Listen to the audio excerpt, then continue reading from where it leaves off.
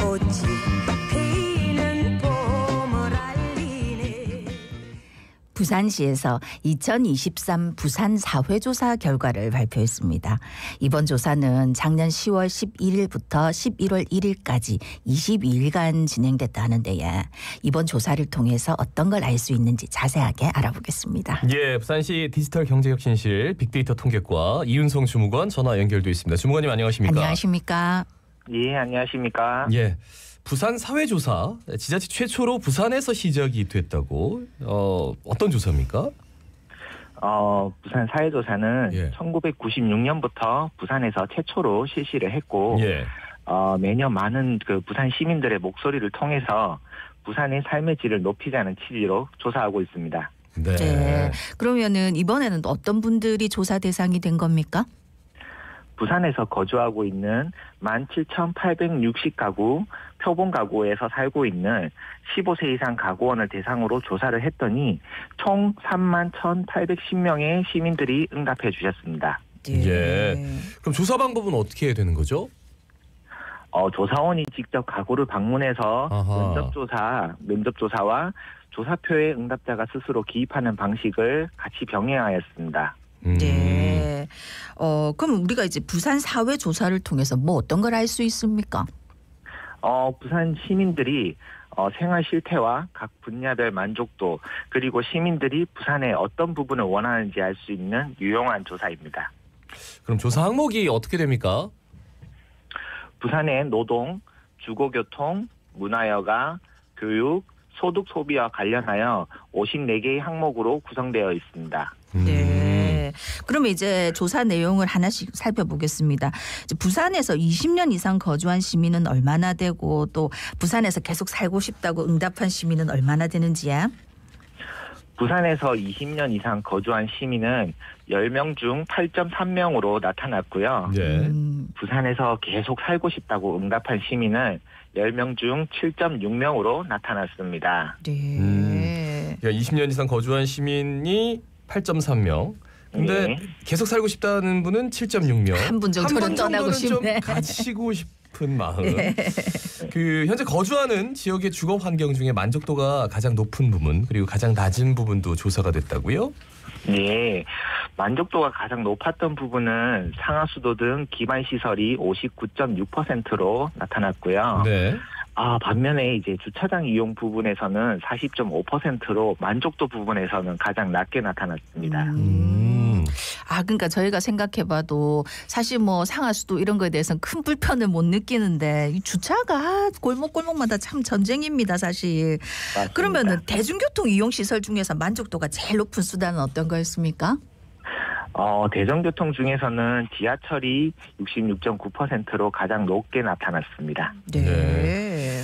그러니까 지하철이 정말 좀 편안하긴 한데 이게 지하철 지금 이제 4호선 뭐 이렇게 해가지고 있는데 좀 더 많이 좀 늘렸으면 좋겠는데 이게 돈이 많이 들어가니까 그 부산 시민들 통근이나 통학을 할 때 평균 소요 시간 뭐 이런 것들도 조사가 됐네요. 뭐 어느 정도고 또 교통수단이 뭐 어떤 건지 이것도 조사가 됐네요. 네, 일단 통근 통학 이제 편도 기준으로 봤을 때는 예. 평균 소요 시간이 31분으로 나타났습니다. 주로 이용하는 교통수단은 자가용이 39.9%로 가장 많았고요. 네. 다음으로 버스가 20.5%로 나타났습니다. 네. 생각보다 자가용 비율이 많이- 높네. 네. 예, 이제 부산 시민들이 또 주말에 여가 시간 어떻게 보내는지도 조사를 했다 하는데 주로 주말이나 휴일에 부산 시민들은 여가 시간 어떻게 보내는 걸로 나왔습니까? 조금 예상을 하고 있을 것 같은데 TV나 PC, 모바일 등으로 동영상 콘텐츠를 시청하는 것이 가장 높게 나타났고요. 네.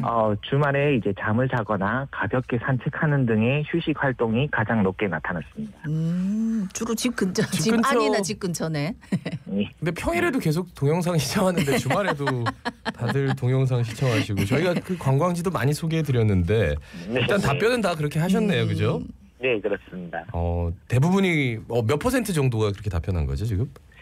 이게 복수응답으로 선택을 한 거라서 아하.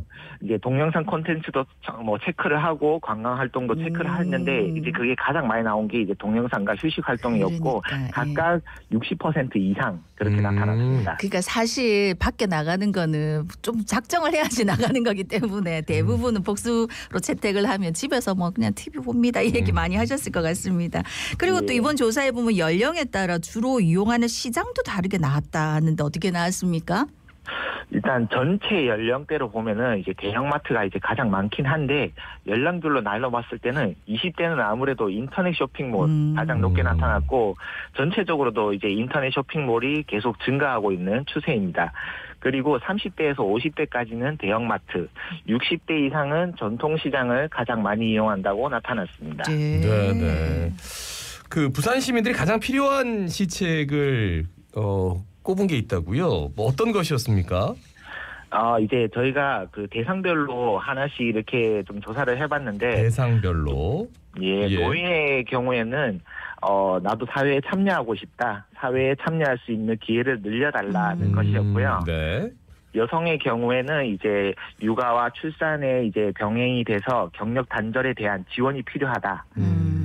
청년의 경우에는 부산 내에서 고용 창출이 더 필요하다. 네. 그리고 마지막으로 영유아 부분에서는 어린이집 확충과 공보육을 강화하는 것이 가장 필요하다고 응답해 주셨습니다. 예. 사실 그동안 이게 문제다 하는 것들로 지적되었던 것들이 또 이번에 결과가 또 그대로 나왔다 네, 싶은데 그렇다면 우리 부산 시민들이 더 행복하게 부산에서 살기 위해서는 어떤 것들이 필요할까요?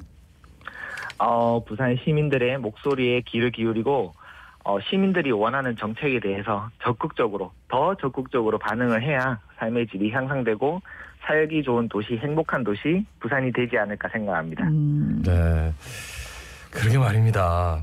뭐 다 지적되는 부분 그리고 우리가 늘 얘기하는 부분인데 뭐 하나 이렇게 뾰족히 나아졌다 이런 얘기는 참 없어서 마지막으로 한 말씀 남겨주신다면요.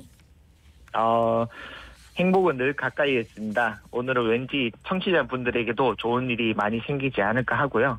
긍정적인 마인드로 희망찬 하루를 보내시길 바랍니다. 감사합니다. 네. 자, 부산시 디지털 경제혁신실 빅데이터 통계과 이은성 주무관이었습니다. 고맙습니다. 고맙습니다. 지금 여러분